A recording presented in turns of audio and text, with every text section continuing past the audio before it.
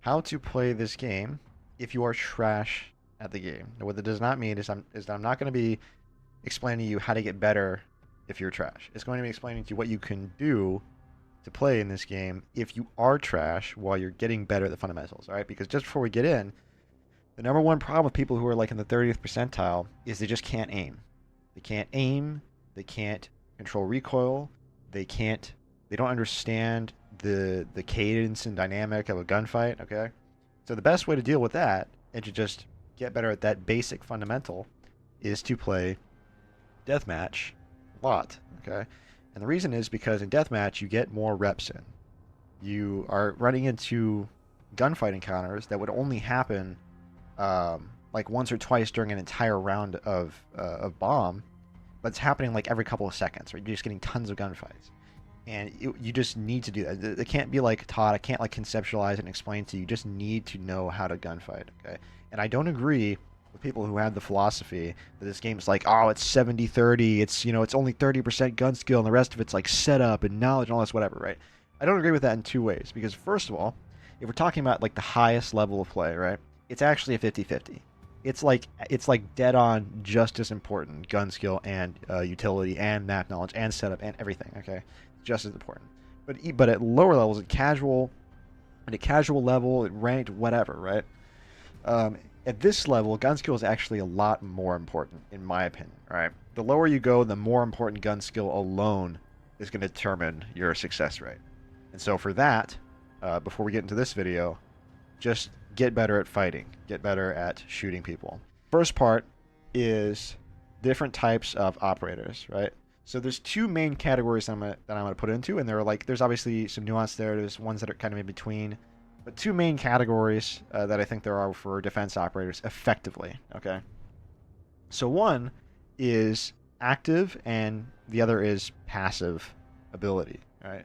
So an example of an active ability operator would be like smoke. It would be like warden. It would be like legion even, and things like that. And so the reason is that the nature of their ability necessitates that they are alive, and that they actively use the ability throughout the round. What this means is that smoke, if he dies 10 seconds into the round, he cannot use his smokes to the fullest extent, right? He has to be alive to throw them in the right place. He needs to be able to adapt to attacker movements, and he needs to activate them, right? If he pre-places a smoke and he dies, it's completely worthless, right? Smoke and Warden are the epitome of an active ability, right? Like Warden, if he dies, he's completely utterly worthless. His entire ability is just not being flashed and being able to see through smokes. If he's dead, he can't do that, right? And that's of no help to anybody. So that's an example of an active ability. And operators like Legion and Fenrir, I would still include in this category because of the way that their abilities work, right? So even though Legion's ability, you place it down, and once you do place down the mine, he could die 10 seconds into the round. Somebody's still going to get stabbed by it if they step on it. The problem is that because they load up really slowly over the course of the round, to actually get the fullest extent of use out of them, you need to stay alive most of the round to actually place down all the mines in the right places. And you're usually going to be placing them down in accordance, once again, with attacker movements. And similar thing can be said about Fenrir. Fenrir, if you place down the dread mine and it's activated, somebody walks into it, they're going to get blinded whether they're alive or not. Okay. Problem is that there's 4 of them, but you can only activate 2 at once, so you have to adjust to attacker movements. It's a very actively involved ability, right? So there's a great deal of utility to this operator that's being cut down when you die. So that is active ability. Now, a passive ability is something for the operator like Goyo or Melusi. And what this means is that when you place them down, their fullest extent of use is already in play, right? Like when you place down a Banshee and you put it in all these doorways or whatever, you could die 10 seconds into the round and somebody's still going to walk into that and they're still going to get slowed down. They're still going to give your team sound cues and intel and all that stuff, right? Now, obviously, like I said, gun skill is more important, right? It's better that you stay alive and you actually directly kill somebody. But in the worst case scenario, right, that you do die, this is a better case. It's a better operator for that scenario. Okay, and I'm going to talk about that a little bit with respect to if you're terrible at the game, what you should be playing. But that's just kind of a basic round of these things, right? You need to go and in the prep phase, you just rush around and you try to put your Goyos down, and then that's it, right? It's already all down, and yeah. So now I'm going to get into the two other aspects of how we should think about these different types of defense operators. So the first part is, like I said, what you should be playing if you're terrible, and the obvious answer is passive abilities because you could just place them all down, replace. Think about the places you're going to put them. Then the prep phase starts, you just run around, put them up, and that's it. You're literally just a gun now, okay? So if you die, you die. You stay alive, you get a kill, that's good, right? But either way, this is going to work for your team. And why you shouldn't be playing active abilities is one, they take more skill, and the risk of you dying is higher for your team. The overall risk, right, is you're basically cutting out 100% of his utility when he dies. There's nothing left of him after. He has to be there to activate the smoke. Same thing with Warden. He has to be there to actually take on those fights when people are getting flashed. If he dies, he can't do that anymore. So yeah. And the second thing is how these different types of operators function within the prep phase setup, right? And I'm going to get into that with the demonstration in a little bit, right?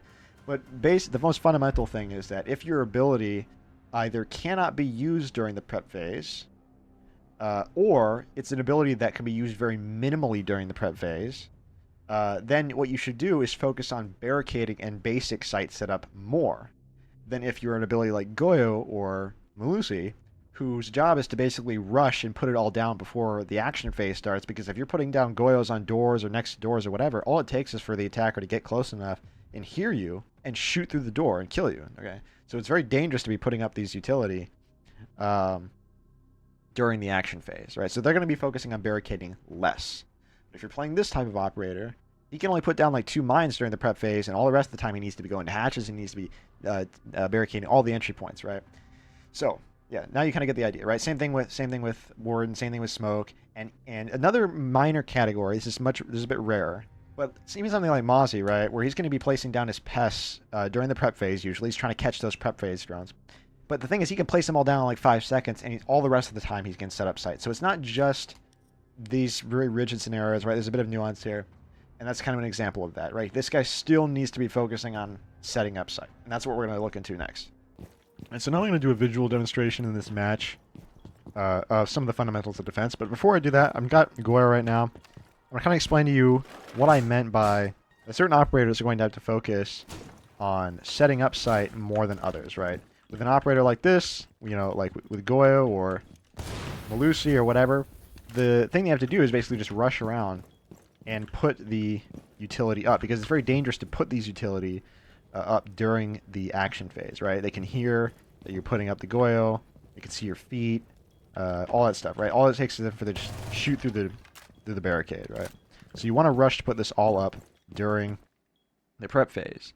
What that means is that you're going to have a bit less time to allocate to barricading, whereas somebody like Smoke and Warden, who literally cannot use their abilities during the prep phase, that's all they should be doing, is barricading and helping with the site setup and all that, right? But now we're going to get into actually what they should be doing. How should they be setting up the site, and what are the fundamental principles of that? So the first principle is minimizing possible soft entry points. All right, and so basically what this means is you want to barricade as many of these walls that can be barricaded with metal as possible. So that would be, for this site, just example, it's one I like to use because it's boxy, it's very easy to understand, and after you get done barricading all of these walls right there, hatch, what you're left with is just 2 soft entry points, right? And if you have the Cade and the Mute and everything like that, like I'm going to explain later, for all these walls, you're even bettering your chances that they're going to be funneled through these entry points, right? And you also want to allow yourself to take as many angles as possible, right? So what happens is when somebody opens up a wall like this, say they breach this wall, I can't hold this angle anymore on this soft entry point. because they've aced this wall open or whatever. Let's say that they were to do that, right? Or let's say you left this soft and they came and bucked it open. Then I can't hold this angle anymore. I've got to watch a new angle, and it also messes up my ability to watch the previous angles. And so covering your back, as I call it, is very important in this game. And the next principle that I'm going to be talking about is peeking and overextension. This is a really simple one, but it's basically a rule. Do not peek when you don't need to, right? So this is a pretty common area. Attackers will try to bait from this window because it's actually a really bad position for an attacker, right? There's going to be footholds right here and everything. It's just all around not a good idea to come through this window, but they will still attack this place because they know that defenders are going to peek this. They're going to get impatient, right? And if you're a trash player, you're not going to have this skill when you peek them, right? So there's no reason to do that, whether you are good or not. The goal is to make them walk in through the already minimized soft entry points if you follow the previous principle. The second part of this is the overextension. A lot of times when you're on defense and people have a man advantage, they will try to run out, try to find them wherever they are in the building, or they will try to peek them outside. It's a very bad idea, and many rounds have been lost to people just funneling themselves into attackers when the attackers have a disadvantage. Right? If they would just let them walk in, they would get completely destroyed. They just wouldn't have enough people, and that 2v4 or whatever it is with 30 seconds on the clock would be yours, guaranteed. But because they just run out, they ruin it for themselves. The next principle is the division of angles. This is a type of division of labor, similarly to how a different type of operator might need to focus more on basic site setup or focus more on his own utility, depending on what it is, right? Obviously, I'm going to say it again, right? The Goyo and the Melusi need to focus more on their own utility, and a Warden, Elysian, Smoke need to focus more on basic site setup. That's a form of labor division. But this is like angle division is what I'm going to call it. This means that even if attackers are showing you their hand, right, they're all trying to like come through here, they're trying to like, do a plant over here or something like that with a Monty, and you got like a bunch of people watching this, trying to deny it, trying to apply pressure. A lot of the times, like, you'll get 4 people in this one room on B-bomb or something like that, whatever. It doesn't matter where they're coming from. You'll get a bunch of people, especially really bad with the previous thing that I just explained, which is that you should not be peeking. You have like 4 dudes over here, getting sniped by Callie or whatever. And yeah, so you just don't want to do that, right? If you know somebody is watching an angle already, you want to watch a different one. And just overall, everyone should be watching different angles and evenly spreading out pressure throughout all of the soft entry points that we have minimized to, right? And this is why it makes it easier for us to do this if we minimize the possible entry points. So now we're going to go into some specific like strategy type things for setup. So the first one that's pretty simple is footholes. And so everyone kind of knows what a foothole is. It's a low hole that you make like that. But there's a reason why you would do this sort of thing. And that is that it is a psychological deterrent as well as an advantage point for a defender. All right, so if somebody's trying to come through the big window, right? This is why you need to make these holes near the... you need to make the hole near the entry point, right? This is because it makes it to where their angle of vision, when they're outside the window or coming into the window, into this spot, is such that they cannot see this should be right here. Like, the holes need to look like this. That was a bit too high. But basically, they can't see the person who's over there when they come through. And that's just by the nature of the hole. They're just staring at the ground. But if you're further back, over here, I can see much more than they can.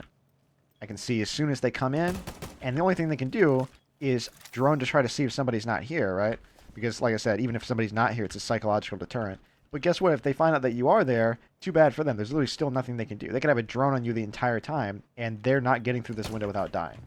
All right, so the next specific thing I'm going to be talking about is the management of bulletproof cameras. Now, this utility is on a lot of different operators, and it's often kind of overlooked, but it can actually be very powerful, right? So the first thing is just the basic part of it is that it's a camera you can't shoot. You have to use an explosive on it. You have to hit it. And, it basically puts a camera, and you can see in places that you want to see after you're dead to help your team, right? So you can ping from this thing and whatever. But it's not as simple as you just put it up in any random place, right? To get the most out of these cameras, you have to think about what position would give you the most intel on the most important areas, right? So if I were to place it right here, what I can see is right here. You can see this entry point to the site. Let's say we're talking about the site that is in there in the kitchen, and right here the bomb's right there, kitchen site. And I can see this important entry point, and I can kind of see if somebody peeks either side here, right? But the problem is with this position is that they can still shoot through the rotate here, and I can't actually see when they come into this small room here. So what a better position actually is right here. And how you set up your cameras is you basically stand exactly where you want to see and then turn around and place it. So as you can see, it's a much better position because I can actually see the door itself right here. I can obviously now watch this door and that door. So I'm watching these really important entry points. I'm going to be able to better, obviously I can't see right here. Maybe somebody's still trying to peek through the rotate, but it's still a lot more information than I would have. Because if I were to place the camera on the other side here, I'd be able to see this angle, but I wouldn't be able to tell if anyone's coming through here. So if I were to go like this, all right. And then the rotates right here, whatever. Yeah, I'd be able to see here, but I'm still looking at less information overall, right? This is obviously a bit of nuance. It's up to you. Basically, you want to have the most amount of important places covered by the camera. And this is extremely powerful. If you die, you can still look in this camera. Other dead teammates can look in this camera and ping, and it can literally win you rounds just by using the secondary utility. And so now I'm going to be talking about extensions, right? Now this, on Fortress, is my very favorite site to demonstrate this concept. Because in this site, you have the purest manifestation of an extension, all right? And that would be this room right here. Now, the basic principle of extension is that you want to extend if it is easier to defend the extended portion along with the site than it is to defend the site by itself. Now, what this means is it can mean a couple different things. It can mean, one, it's easier to defend after the site is set up, or the setup is faster and requires less utility. So, the example of this one right here is that if I were to only defend the site, right, that means I'd barricade these two walls, and this soft door, right? If I simply extend into this room, though, and guard this part as if it was part of the site, all I have to do is guard a single soft door, right? I don't even have to worry about barricading that. This is the point of contention right here. If I just decide to only protect the site, I still have to defend the soft door. Right? So it's only a disadvantage to put up and cover these soft walls, and you have to waste barricades on that and waste time during the setup, right? With this extension, all I have to do is barricade those walls and those walls right here. So it's literally just two walls now that I have to barricade. And then I've gotten a fully indestructible wall over here and just one soft door. All right, so this is a completely advantageous extension. And this will apply to many sorts of extensions in different sites that you want to do, because either it's better to defend from that position, or it's just more efficient for setup. And this is both of those things. All right, so the next concept we're going to be talking about are in-site cover walls. Now what this means is there's a wall inside of site that will basically provide you an advantage point of some kind when with respect to holding certain angles or isolating certain angles or whatever, right? And so this comes in two forms, right? It comes in form of leaving a wall soft or actually barricading, right? Now this is very different from just barricading between site. You don't want to ever barricade completely off between site, but there are instances where you will be placing barricades inside of site, right? You see there's B and A bomb right there, because it's going to help you, give you a power position or some kind of better deal with certain things, right? So if this is a point that I want to be at, that's how I deal with this one, and then I watch over here, right? You'll have some idiot who will come in just tear down this whole wall, and they'll shoot this all open with Tachanka or whatever, because it's in sight, right? It's just a soft wall, I can tear it down. That's not how that works, right? Like if this thing's completely open,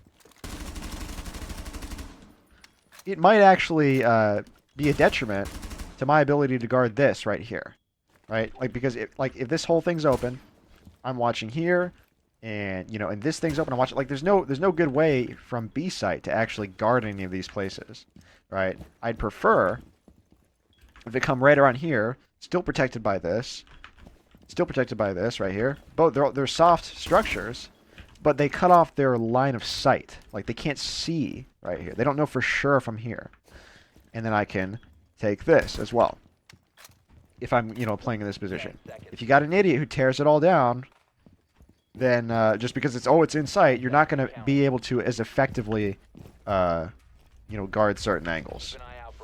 Yeah, like I said, you can do this both with a hard wall for actual, like, you know, protection against bullets, or you can just leave soft structures up to make it a little bit harder for them to actually directly see you, right? And make it to where you can turn your back to certain areas without... so the next thing I'm going to talk about is positioning and prox alarms. So, firstly, with positioning, whenever you're positioning yourself in sight, you basically want to find a more or less permanent, like, sitting point that you're going to take until they show their hand, more or less, right? You're going to slowly move accordingly. This type of position that you're going to have, obviously, this will be barricaded, minimizing the entry points, but there's still a lot of them. There's this, there's this, there's this, and this, right? So now your job here is to find a place where you're not as exposed to these possible soft entry points right here. So an example of this would be like right here. I'm watching this, and I can watch this, and my back is covered here, you know, by the walls that I put up.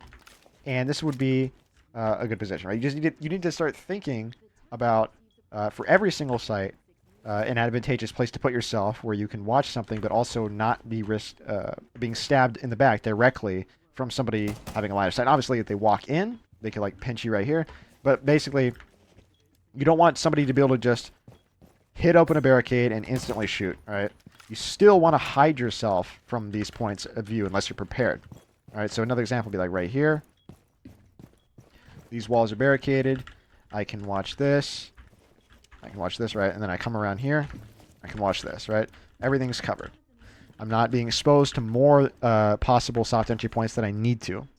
And this is where prox alarms come into play, which is why I waited to actually show this principle, right? Is because for this specific site, there's a very noticeable thing, and that is that depending on the position that you're in, these two main positions that I've outlined here, you can't see two other soft doors, right? You can't. There's two of them you always can't see. Now, what do we do with this? Well, if I'm over in this position, I can watch this door and this door. The prox alarms, you never want to put prox alarms in places that you can see, unless you obviously have a surplus of them, right? Let's say everyone's got prox alarms, put them everywhere, I guess, right? But let's just say, like, for most of the time, you're going to want to allocate your prox alarms to places you cannot see, so you know how to react, okay? So, because if I'm staying in this position, I want to put it on this doorway here. And then I want to put it on this window. And so this will give me a really nice left and right sound cue here. And this concept doesn't only apply to prox alarms. In fact, what I just explained with the very simple utility of prox alarms applies to tons and tons of utility in this game. It applies to Legion mines, it applies to Aruni gates, and it applies to Fenris, like I'm going to show you. It applies to tons and tons of things, not just prox alarms. All right, so for instance, I'm going to do the same thing. I'm going to take this position right here, and I can activate both of these at once and know if somebody hops to the window or comes over here, right? So then I'll check, right? And then see, right? And I'll be able to react. Putting utility where you can't see will basically help